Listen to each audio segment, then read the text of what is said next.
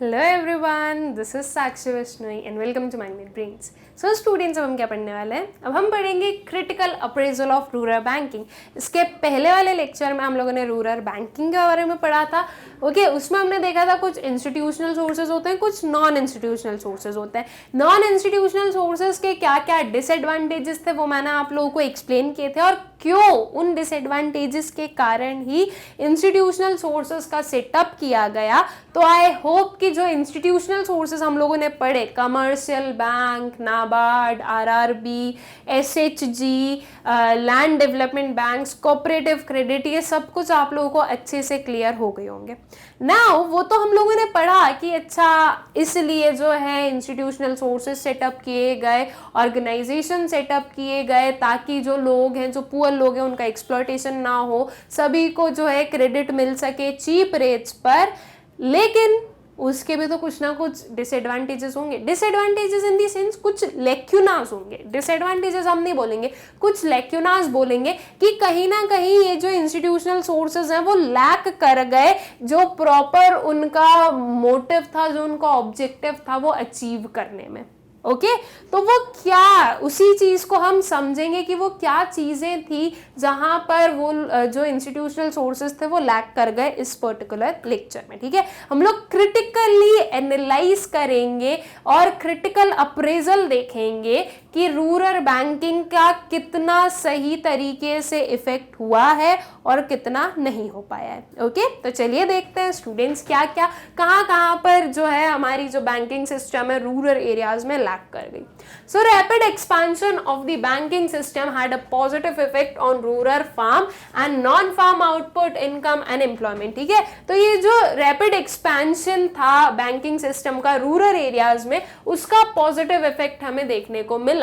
Okay, हमें यहाँ पर स्टूडेंट्स क्रिटिकल अप्रेजल में हम नेगेटिव भी बताते हैं एंड पॉजिटिव भी बताते हैं। ठीक है, क्रिटिकल अप्रेजल डजंट मीन कि सिर्फ आप नेगेटिव चीजें बताओगे। क्रिटिकल अप्रेजल मीन्स कि आपको उसकी पॉजिटिव चीजें भी बतानी है और उसकी नेगेटिव चीजें भी बतानी है। ठीक है, मतलब कि आपको एक ओवरऑल सही रिव्यू देना होता है। After the green revolution, credit facilities helped farmers to avail variety of loans for meeting the production needs. Green revolution आया, ग्रीन रेवोल्यूशन में एचवाईवी सीड्स आई गई थी। ये सब कुछ हम लोग पहले पढ़ चुके हैं, अपने सेकेंड चैप्टर में हम लोगों ने एक टॉपिक पढ़ा था ग्रीन रेवोल्यूशन का। तो ग्रीन रेवोल्यूशन में जो है एचवाईवी सीड्स लाए गए थे, फर्टिलाइजर्स वगैरह उसमें नीडेड थे, प्रॉपर इरिगेशन फैसिलिटी होना, तो इन सब चीजों के लिए क्या चाहिए? क्रेडिट चाहिए। और ग्रीन रेवोल्यूशन के थ्रू जो है प्रोडक्टिविटी एनहांस हो सकती है। ग्रीन रेवोल्यूशन में हम जो चेंजेस देख रहे थे उसके वजह से हमें एनहांस्ड प्रोडक्टिविटी देखने को मिली थी। तो अल्टीमेटली उस प्रोडक्टिविटी को एनहांस करने के लिए, इंक्रीज करने के लिए मनी की जरूरत थी, दैट मीन्स क्रेडिट की जरूरत थी। तो उसके बाद में आफ्टर ग्रीन रेवोल्यूशन ये जो हमारे बैंकिंग सिस्टम है, या ये जो हमारी बैंक्स थी, जो इंस्टीट्यूशनल सोर्सेज थे, उन्होंने काफी हेल्प किया क्रेडिट प्रोवाइड करने में, और जिसकी वजह से प्रोडक्शन जो प्रोडक्शन नीड्स हैं वो फुलफिल हो सकी। With the buffer stocks of grains, famines became events of the past. Green revolution में जो प्रोडक्शन इंक्रीज हुआ तो उसकी वजह से अब हम क्या देख रहे थे?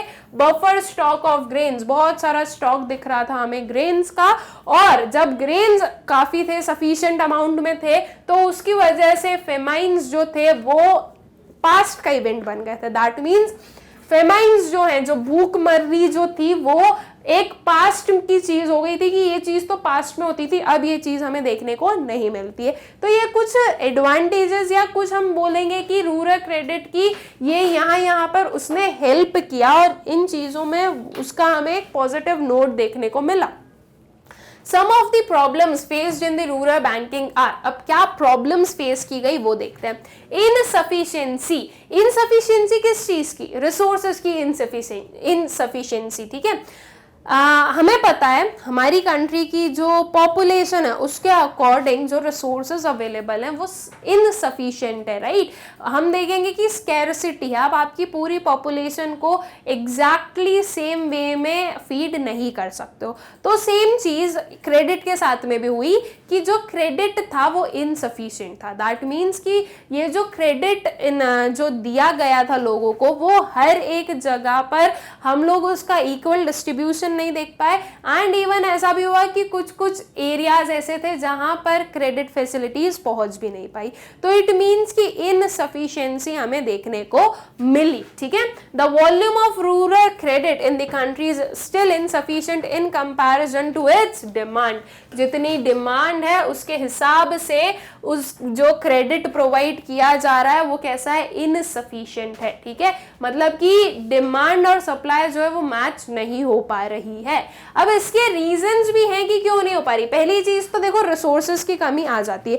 दूसरी चीज कि हर एक पर्सन को जो है बैंक्स लोन नहीं देती है। अब हमें देखने को मिलता है कि बहुत सारी जो बैंक्स हैं उनमें बहुत ज्यादा बैड डेप्थ हो जाता है। बैड डेप्थ का मतलब ये कि अब जो लोग हैं वो पे नहीं कर रहे हैं अमाउंट, और ना ही वो पे कर पाएंगे क्योंकि उनकी उतनी कैपेसिटी नहीं है। तो अल्टीमेटली क्या हो रहा है कि बेड डेप्थ बहुत ज्यादा बढ़ते जा रहे हैं। तो एक बैंक जो है वो बहुत ही ज्यादा सोच समझ के जो है क्रेडिट प्रोवाइड करेंगी। तो जब बैंक को लग रहा है कि एक पर्सन पे नहीं कर पाएगा तो वो उसे जो है क्रेडिट देगी नहीं। तो देखो डिमांड तो आ रही लेकिन उतनी सप्लाई नहीं दे रहे। और ऑब्वियस सी चीज है, बैंक जो है वो चैरिटी नहीं कर रही है, बैंक प्रॉफिट मेकिंग ऑर्गेनाइजेशन है। ठीक है, ये याद रखना हमेशा, बैंक जो है वो प्रॉफिट अर्न करती है। जो बैंक है वो ये जो इंटरेस्ट वगैरह चार्ज करता है ना उसकी हेल्प से प्रॉफिट अर्न करती है, और उसी से उनका जो पूरा फंक्शनिंग है वो चलती है। तो जब उन्हें प्रॉफिट अर्न करना है तो वो चैरिटी नहीं करेंगे कि अच्छा ठीक है हम ना तुम्हें 50,000 रुपीज दे रहे हैं तुम वापस रिटर्न मत करना, ऐसा कोई भी नहीं बोलेगा, राइट। तो इसलिए भी जो है डिमांड और सप्लाई मैच नहीं कर पाते। एक रीजन ये भी है, दूसरा है कि रिसोर्सेज की कमी तो है ही है, और वो उसके पीछे के रीजन हम समझ रहे हैं कि क्यों रिसोर्सेज की कमी हम बोलना चाह रहे हैं। ठीक है, सो जो प्राइवेट बैंक्स है वो देंगे नहीं। इवन जो पब्लिक सेक्टर बैंक्स है जैसे कि एसबीआई है, तो वो भी ऐसा नहीं है कि अच्छा आप गए आपने बोला कि हमें जो है मनी चाहिए, लोन चाहिए, तो वो आपको दे देगी, ऐसा नहीं है। जो एसबीआई है वो भी पूरा देखेगी कि क्या आपको एक्चुअल में नीड है, क्या आप उसे रीपे कर दोगे, ये सारी चीजों को देखा जाएगा तभी आपको एक लोन मिलेगा। ओके, फिर आता है इनएडिक्वेट कवरेज ऑफ इंस्टीट्यूशनल सोर्सेज। ठीक है, इनएडिक्वेट कवरेज, कहीं कहीं पर तो एंटायरली कवर कर लिया गया एक रूरल एरिया को, और कुछ एरियाज ऐसे हैं जिन्हें कवर किया ही नहीं गया, मतलब कि जो इस क्रेडिट फैसिलिटी के अंडर आई ना हो। तो इनएडिक्वेटली जो है ये हम देख रहे हैं कि इंस्टीट्यूशनल सोर्सेज जो हैं वो कवर कर रहे थे। ठीक है, so they have failed to cover the entire rural farmers of the country, और सारे एंटायर रूरल फार्मर्स को ये कवर नहीं कर पाए। जैसे कि सिंपल सी चीज है, रूरल फार्मर्स हमने बोला, अब इसमें आपको स्टूडेंट्स बिग फार्मर्स भी मिलेंगे, मार्जिनल फार्मर्स भी मिलेंगे, एंड स्मॉल फार्मर्स भी मिलेंगे, राइट ये सब मिलेंगे आपको। अब एक जो बैंक है वो क्या, उसका क्या मोटिव है कि उसे वापस रिटर्न आए पैसा। जो स्मॉल फार्मर है वो गया लोन लेने, उसके पास में इतना कुछ ज़्यादा नहीं है और ना ही उसकी फाइनेंशियली वो इतना स्टेबल है कि उसे देख के हम बोल देंगे नहीं ये तो रिटर्न कर ही देगा, नहीं हो सकता। ठीक है, तो बैंक जो है मान लो उसने ये स्मॉल फार्मर को नहीं दिया क्या, क्रेडिट, तो अल्टीमेटली ये तीनों आए तो हमारे फार्मर की कैटेगरी में, लेकिन इसमें हम देख रहे हैं कि एक सेक्शन को जो है क्रेडिट नहीं मिल पा रहा है बिकॉज वो जो है वो स्मॉल फार्मर्स हैं, उनकी इतनी इनकम अर्निंग कैपेसिटी नहीं है। तो इसकी वजह से इन्हें जो है ज़्यादा हम बोलेंगे कि ज़्यादा मनी नहीं, सॉरी ज़्यादा क्रेडिट नहीं प्रोवाइड किया जा रहा है। तो अल्टीमेटली क्या पता चला हमें कि इनएडिक्वेट कवरेज दिख रहा है यहाँ पर, राइट, कि बिग फार्मर्स को तो कवर कर लिया लेकिन स्मॉल फार्मर्स को नहीं कवर कर पाए, और ज़्यादा नीडी कौन है, यही है, और जो ज़्यादा नीडी है आप उसे ही क्रेडिट नहीं दे रहे हो, तो ये एक इसका लेक्यूना हो गया। Okay, inadequate amount sanction, the amount of loan sanctioned to the farmers is also inadequate. As a result, farmers often divert loans for unproductive purposes which dilute the very purpose of such loans. ठीक है, loan sanction इसका मतलब क्या होता है, अगर ये sanction या सैंक्शन ले लो, इसका मतलब क्या होता है कि जो लोन अप्रूव कर दिया गया, मैं गई हूँ लोन लेने 1 लाख का, ओके मैंने बैंक को बोला है कि मुझे 1 लाख का लोन चाहिए और बैंक ने मुझे 50,000 का लोन सैंक्शन करके दिया। इसका मतलब क्या हुआ कि लोन जो बैंक है उसने सिर्फ और सिर्फ 50,000 रुपीज़ का जो लोन है वो अप्रूव किया मेरे लिए। इट मीन्स कि मैं गई थी 1 लाख की मुझे ज़रूरत थी लेकिन मुझे मिले सिर्फ 50,000। ओके बिकॉज उन्होंने अप्रूव इतना ही किया। तो ये हुआ सेंक्शन लोन। जो 50,000 है वो अमाउंट को हम बोलेंगे कि ये सेंक्शनड अमाउंट है। तो जो लोन सेंक्शन किया गया वो इनएडिक्वेट है। जैसे कि यहाँ पर मैंने बताया कि मैं 1 लाख का लेने गई लेकिन 50,000 का ही मिला मुझे। अब देखो हो सकता है इस 1 लाख में मेरे कुछ मेरे जो भी नीड्स थी, मैं जैसे कि मान लीजिए मैं गई एक हम बोलते हैं व्हीकल परचेज करने, ठीक है, एक व्हीकल परचेज करनी थी इसलिए मुझे 1 लाख की जरूरत थी लेकिन मुझे सिर्फ और सिर्फ 50,000 ही जो है मनी दिया गया, अप्रूव किया गया मुझे सिर्फ 50,000 ही। अब वो जो व्हीकल जो भी मुझे खरीदनी थी वो मान लीजिए कि वो 90,000 में आती। ओके मैंने 10,000 एक एक्स्ट्रा रख लिया था तो वो मान लीजिए 90,000 में आती। तो अब उसमें से सिर्फ 50,000 ही मुझे मिले तो अल्टीमेटली इस 50,000 से मैं इसको परचेज नहीं कर सकती बिकॉज इसका जो अमाउंट है वो है 90,000। तो ये जो 50,000 अमाउंट है, अब मेरा जो मेन पर्पस था वो क्या था, व्हीकल परचेज करना, लेकिन अब वो क्योंकि अमाउंट कम हो गया है तो मैं इस 50,000 का कुछ और करूंगी, राइट। तो जो मेरा मेन पर्पस था उसके लिए मैंने उस अमाउंट को नहीं यूज किया, मैं कुछ और ही चीज में वो जो अमाउंट है वो किसी और ही चीज में डाइवर्ट कर दिया गया।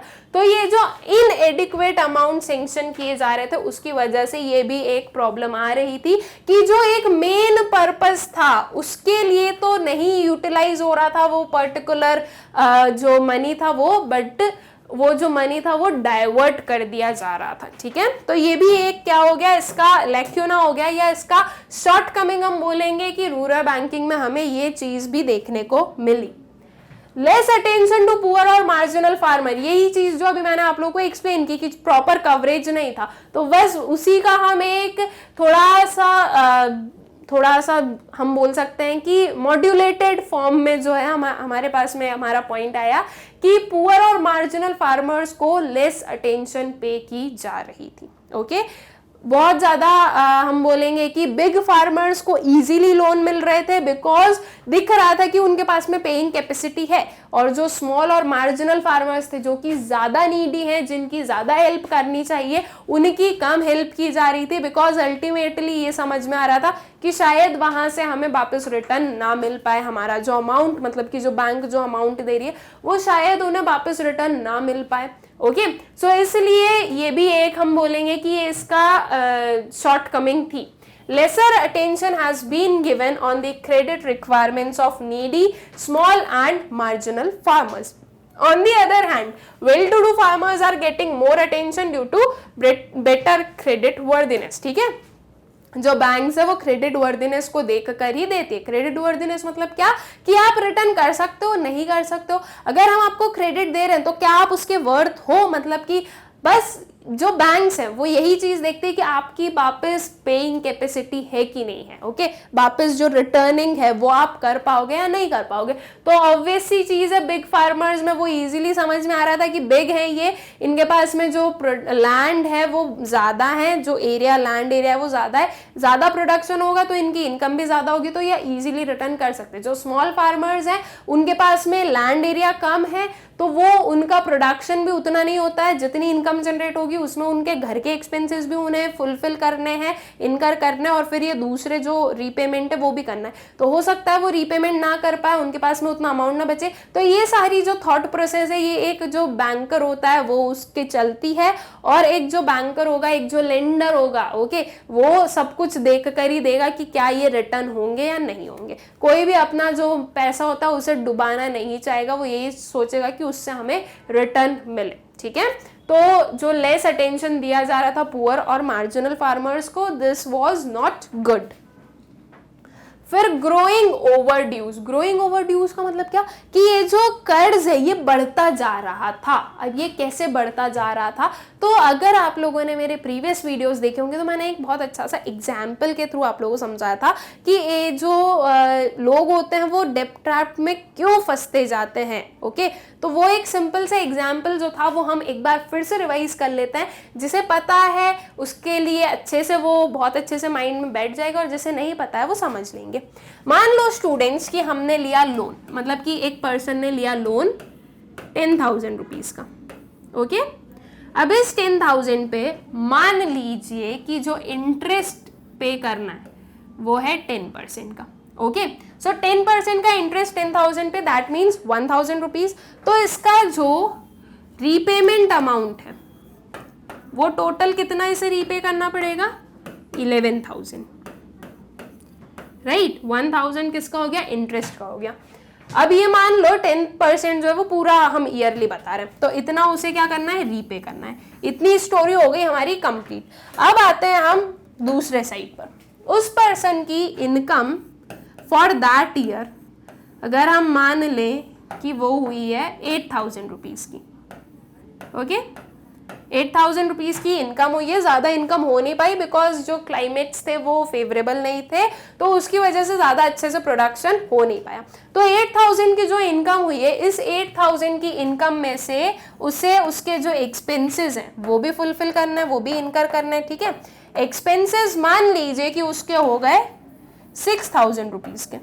ओके, इस 6,000 रुपीज में उसके डे टू डे एक्सपेंसेस, उसकी जो नेक्स्ट जो उसकी क्रॉपिंग पैटर्न होगा या जो भी वो क्रॉप शो करेगा, उसके सीड्स वीड्स खरीदने के एक्सपेंसेस, वो सारे मान लेते हैं कि वो 6,000 में हो गए। ठीक है, अब उस पर्सन ने सोचा कि देखो 8,000 में से 6,000 जो है वो कंप्लीटली खर्च हो चुके हैं, अब कुछ इमरजेंसी के लिए भी तो रखने पड़ेंगे ना, राइट। क्योंकि एक कुछ थोड़ा अमाउंट तो सभी लोग सेव करके रखते हैं कि बाय चांस अगर कोई कंटिजेंसी हो जाए, कोई एकदम से कोई इमरजेंसी वाली सिचुएशन आ जाए, तो हमारे पास में मनी होना चाहिए। हम कहाँ जाएंगे, किससे मांगने जाएंगे। तो उस पर्सन ने फॉर इमरजेंसी पर्पस सेव किए। ठीक है, हम इसको सेव कर बोल देते हैं। तो उसने सेव करके रखे खुद के पास में 1,000 रुपीज। अब कितना टोटल, अब बचा कितना उसके पास में, तो उसके पास में जो लेफ्ट ओवर बचा है, या ही इज लेफ्ट विथ ₹1,000। ठीक है, इतना स्टोरी समझ में आ गई हमें कि अब उसके पास में सिर्फ 1,000 रुपीज बची है और उसको रीपे करना है 11,000 रुपीज। अब ये पर्सन क्या करेगा, तो देखो सिंपल सी चीज है। इसने बोला कि अच्छा 1,000 रुपीज बचा है लेकिन वो रीपे भी करना है। ठीक है, उसकी ड्यू डेट आ चुकी है, तो इसने बोला कि अभी मैं सिर्फ और सिर्फ जो है 1,000 रुपीज पे कर देता हूँ। ठीक, उसने क्या बोला कि मैं 1,000 रुपीज पे कर देता हूँ, जो इंटरेस्ट अमाउंट है, जो प्रिंसिपल अमाउंट है वो मैं बाद में पे कर दूंगा। तो इसमें से उसने 1,000 पे कर दिए, तो वापस अब उसका जो लोन बचा वो बचा 10,000 का, और फिर से ये आ गया 10% का इस पर जो है इंटरेस्ट लगेगा। तो अल्टीमेटली वापस उसका जो रीपेमेंट अमाउंट आएगा नेक्स्ट ईयर वो कितना हो गया, 11,000 का हो गया। अब अगर ये लोग मान गए, जो बैंक वाले वो अगर मान गए कि ठीक है आप इंटरेस्ट पे कर दो, प्रिंसिपल अमाउंट बाद में पे करना, तो इट्स ओके, वेरी गुड। अगर नहीं माने, उन्होंने बोला कि नहीं ये पूरा अमाउंट वापस पूरा रीपे कीजिए आप 11,000 का, तो उस पर्सन को क्या करना पड़ेगा, फिर से ये जो है 10,000 का एक लोन लेना पड़ेगा, फिर से उस पर इंटरेस्ट होगा, वो 10,000 का लोन लेके इस वाले लोन को रीपे करेगा, लेकिन उसके लिए एक न्यू लोन आ गया। अब अगर उसने ऐसा नहीं भी किया, जैसे कि ये 1,000 रुपीज पे कर दिया था, वो वाला सिस्टम अगर हो गया, तो भी 10,000 का लोन तो है, अल्टीमेटली उसको नेक्स्ट ईयर फिर से पे करना पड़ेगा। अब अगर उस पर्सन की जो इनकम है स्टूडेंट्स वो कुछ इतने के आसपास ही होती होगी, तो फिर से यही सारी स्टोरी चलेगी और वो जो है इस लोन से जो है वो बाहर नहीं निकल पा रहा है। मतलब कि अल्टीमेटली हो क्या रहा है कि इसके ऊपर जो कर्ज है वो बना है और वो बना ही रह रहा है। ये जो ओवरड्यू हम देख रहे हैं ये खत्म नहीं हो रहा। तो ये चीज जो है ये आती है, ओके, दैट इज जो ओवरड्यूज हैं वो ग्रो करते हैं, तो इसकी वजह से जो बैंक्स हैं वो भी ज्यादा लोन नहीं देना चाहती है। ये जो रूरल पीपल होते हैं या जो नीडी पीपल होते हैं, या आई शुड से कि जो लोग जिनकी इतनी ज्यादा पेइंग कैपेसिटी नहीं होती है, उन्हें वो भी ज्यादा जो है पे नहीं करना चाहती है, ठीक है, सॉरी क्रेडिट नहीं देना चाहती, तो अल्टीमेटली उनके पास में मनी उतना नहीं पहुंच पाता। तो ये growing overdues is also an another problem जो कि हमें देखने को मिलती है, ठीक है। The basic reason for growing overdues is the poor repaying capacity of the farmers. इनकी जो repaying capacity वो क्या है, poor है, वो नहीं पे कर पाते उतना, because वो उतनी इनकम भी जनरेट नहीं कर पाते, ठीक है। वो इनकम जनरेट हुई, उनके जो एक्सपेंसेस हैं उसमें वो वापस चली जाती है, तो ये एक कॉमन प्रॉब्लम होती है। As a result, credit agencies are becoming conscious of granting loan to the farmer. Okay, वही चीज़ जो भी मैंने बोली कि इसकी वजह से जो बैंक्स वगैरह हैं वो लोन देने में सोचती हैं और वो लोन नहीं देती है यूजुअली, मतलब बहुत रेयर केसेस में फिर वो लोन देना स्टार्ट करती है। Agriculture loan default rates have been chronically high. It is alleged that farmers are deliberately refusing to pay back loans. It is a threat to the smooth functioning of banking system and needs to be controlled. ठीक है, ये जो agriculture loan default है इसे हम देखेंगे कि ये बढ़ता ही जा रहा है, ये बहुत हाई रेट पर बढ़ रहा है और फार्मर्स जो है वो रिफ्यूज करते हैं, फार्मर्स बोलते हैं हम नहीं देंगे, हम वापस रीपे नहीं करेंगे, आपको लग रहा है आप हमारा लैंड ले जाओ। ये केसेस होते हैं, ये होते हैं, ठीक है, ये एक्चुअल में होते हैं, ये मैंने पर्सनली देखा भी है कि फार्मर्स जो हैं वो वापस रीपे नहीं करते हैं लोन, बहुत बहुत टाइम तक नहीं करते हैं, 1 साल का 2-2, 3-3, 4-4, 5-5 साल में नहीं कर रहे हैं। फिर एक टाइम आता है जब जो बैंक है वो बिल्कुल ऐसी हो जाती है कि नहीं आपको रीपे करना ही पड़ेगा, आप कैसे भी रीपे कीजिए, आपको करना पड़ेगा, लेकिन ये रीपेमेंट नहीं हो पाता है। तो अल्टीमेटली फिर जो गवर्नमेंट होती है वो ये जो लोन्स होते हैं इनको इन पर हम बोलेंगे कि माफ़ कर देती है, मतलब कि ये जो गवर्नमेंट होती है वो बोलती है कि अब इन लोगों से आप वापस रीपेमेंट मत लीजिए, वो लोग नहीं रीपे कर पाएंगे क्योंकि उनकी उतनी कैपेसिटी नहीं है। तो ये जो गवर्नमेंट ने जो है, एक हम बोलेंगे कि गवर्नमेंट ने हेल्प की उन लोगों की, लेकिन इसका जो है हमें ये भी देखने को मिलता है कि इसका एक ड्रॉबैक भी है। अब ड्रॉबैक क्या है, स्टूडेंट्स जो बिग फार्मर्स हैं जिनके पास में पेइंग कैपेसिटी, जो लोग पे कर सकते हैं वो भी पे नहीं करते हैं। क्यों? बिकॉज उन्हें पता है कि कुछ टाइम बाद में जो गवर्नमेंट है वो इन सारी चीज़ों को बोल देगी कि नहीं अब मत रीपे करवाओ इनसे नहीं हो पाएगा। तो जो बिग फार्मर्स हैं जिनके पास में पेइंग कैपेसिटी है वो भी इसका क्या कर रहे हैं, यूज कर रहे हैं, मतलब कि वो जो गवर्नमेंट हेल्प कर रही है लोगों का उसका मिसयूज भी होता है। तो ये जो इन ग्रोइंग ओवरड्यूज है ये कहीं ना कहीं स्मूथ फंक्शनिंग में एक हर्डल बनते जाते हैं, ठीक है। तो आई होप कि ये जो पर्टिकुलर पॉइंट हमारे ये आप लोगों को क्लियर हो गया होगा। Except the commercial banks, other former institutions fail to develop a culture of deposit mobilization, lending to needy borrowers and effective loan recovery, ठीक है।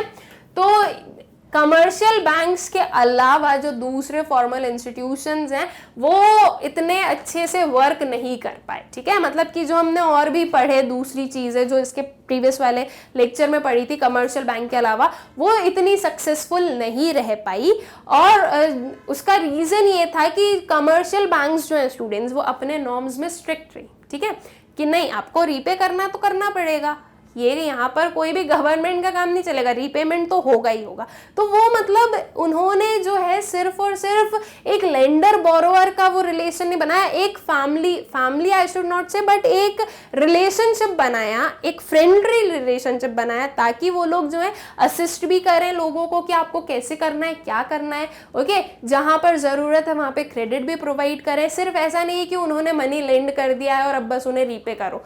हर एक चीज़ में एक होलिस्टिक रिलेशनशिप जो है कमर्शियल बैंक्स ने मेंटेन करके रखा और कमर्शियल बैंक्स ने डिपॉजिट करने का कल्चर जो है वो भी बनाया और साथ साथ में लेंडिंग भी उतना ही करती रही वो, ठीक है।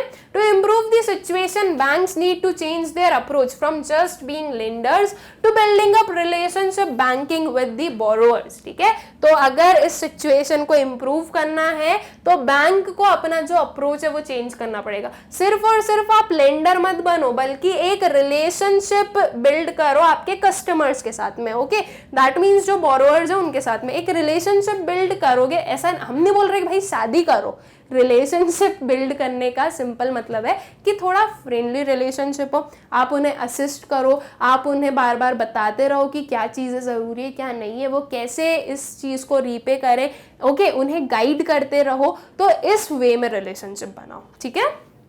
farmers should also be encouraged to inculcate the habit of thrift, that is saving and efficient utilization of financial resources. ठीक है, जो मनी आ रहा है फार्मर्स के पास में उसे सेव करना सिखाना और उसे सेव करने के लिए एनकरेज करने की जरूरत है फार्मर्स को, ताकि जब वो सेव करेंगे तो अल्टीमेटली उनका बेनिफिट होगा, और जब वो सेव करेंगे तो उन्हें क्रेडिट की भी कम जरूरत पड़ेगी, और जो ऑलरेडी क्रेडिट लिया है वो उसे इजीली रीपे भी कर पाएंगे.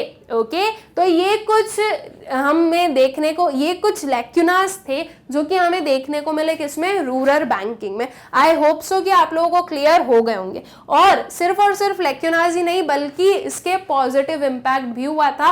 रूरल बैंकिंग जो है वो उसका पॉजिटिव इम्पैक्ट भी हमें देखने को मिला. उसके कारण जो है प्रोडक्टिविटी भी इंक्रीज हुई. उसके कारण जो है स्मॉल फार्मर्स को, मार्जिनल फार्मर्स को और जो नीडी लोग हैं उन्हें मनी भी मिला. अब उसके साथ में जो लैक्यूनास थे वो साथ साथ में चलेंगे, दोनों चीजें साथ में चलेगी. ठीक है, तो ये नहीं बोलना है कि मैम आप आपकी खुद की स्टेटमेंट को कॉन्ट्राडिक्ट कर रहे हो, ऐसा कुछ नहीं है. दोनों चीजें हुई हैं तो दोनों चीजों को हमें मानना पड़ेगा. ओके, आई होप सो कि ये जो क्रिटिकल अप्रेजल था रूरल बैंकिंग का वो आप लोगों को अच्छे से क्लियर हो गया होगा. अब जो हमारा नेक्स्ट लेक्चर होगा स्टूडेंट्स, उसमें हम पढ़ेंगे एग्रीकल्चरल मार्केटिंग सिस्टम के बारे में. ठीक है, कि वो एग्रीकल्चर से रिलेटेड जो पूरी सेलिंग वगैरह है, वो पूरा जो मार्केटिंग सिस्टम है वो क्या होता है, क्या क्या होते हैं उसके अंदर और वो कैसे रन करता है. Okay, thank you.